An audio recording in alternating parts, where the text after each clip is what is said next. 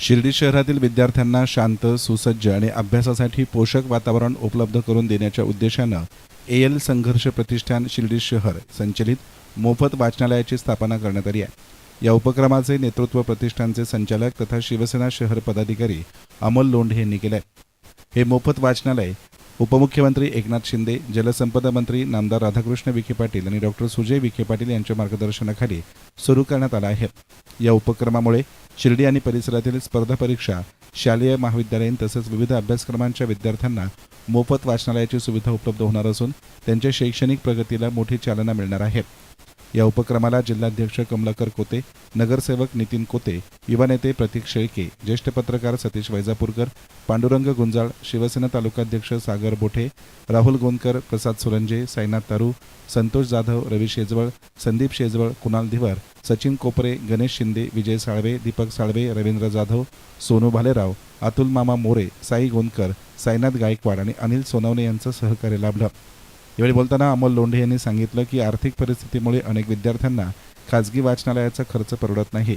अशा विद्यार्थ्यांसाठी हे मोफत वाचनालय सुरू करण्यात आलं असून अधिकाधिक विद्यार्थ्यांनी या सुविधेचा लाभ घ्यावा। भविष्यात विद्यार्थ्यांसाठी आणखी शैक्षणिक उपक्रम राबवण्याचा मानस असल्याचं त्यांनी सांगितलं। जय शिवराय, जय भीम, जय महाराष्ट्र। शिर्डी इथे साईच्या नगरीमध्ये आपण मोफत वाचनालय उपक्रम राबवलेला आहे।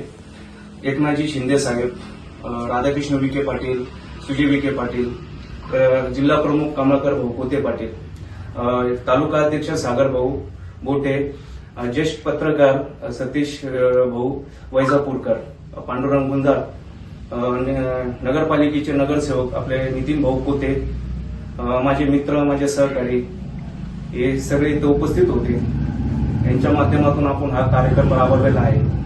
सगळ्या विद्यार्थ्यांनी, युवा पिढीने या कार्यक्रमाचा लाभ घ्यावा। इथं आपण बऱ्याचपैकी इथं पुस्तकं उपलब्ध केलेली आहेत। श्रीमान योगी म्हणा, महामानव म्हणा, माझी आत्मकथा, त्याच्यानंतर मृत्युंजय, इथं सर्व आपण पुस्तकं उपलब्ध केले। या पुस्तकाची आपण कोणती फी किंवा कोणतंही आपण इथं त्याचे चार्ज घेणार नाहीये। हे तुम्ही घरी पण घेऊन जाऊ शकता वाचायला। तुमची एंट्री राहील, ते पुस्तक वाचून तुम्ही परत इथं जमा करा। दुसरं पुस्तक याच्या बदलीला तुम्ही घेऊन जाऊ शकता। याचा सगळ्या विद्यार्थ्यांनी लाभ घ्यावा। आज यंग पिढी वेगळ्या मार्गाला चालली, काल्पनिक गोष्टी ऐकतात, काल्पनिक मोबाईल आहारी, व्यसनाच्या आहारी चालली। त्या माध्यमातून आपण हा कार्यक्रम राबवलेला आहे। त्यांनी सगळ्यांनी या गोष्टीचा लाभ घ्यावा।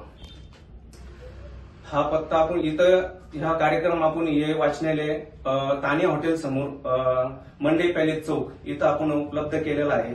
हा कार्यक्रम त्यांनी सगळ्यांनी, आपल्या मित्रपरिवारांनी सगळ्यांनी याचा लाभ घ्यावा। इथं तुम्हाला सर्व पुस्तकं, ग्रंथ म्हणा, कादंबऱ्या म्हणा, तुम्हाला हे वाचायला मिळतील।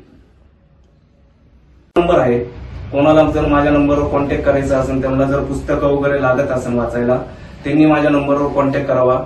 820844 8283 हा माझा नंबर आहे।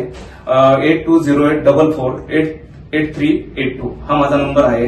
या नंबरवर तुम्ही संपर्क करा। इथं तुम्हाला ज्या वेळेला तुम्हाला पाहिजे असेल त्या वेळेला इथं उपलब्ध करून देईल। ओम साईराम। शिर्डीतील विद्यार्थ्यांसाठी सुरू करण्यात आलेल्या या उपक्रमाचे विविध स्तरातून स्वागत होत असून शिक्षण क्षेत्रातही एक सकारात्मक आणि समाजोपयोगी पुढाकार असल्याची भावना नागरिकांनी व्यक्त केली आहे। एसन मीडियासाठी कॅमेरा पर्सन साई सुराळे, शिर्डी।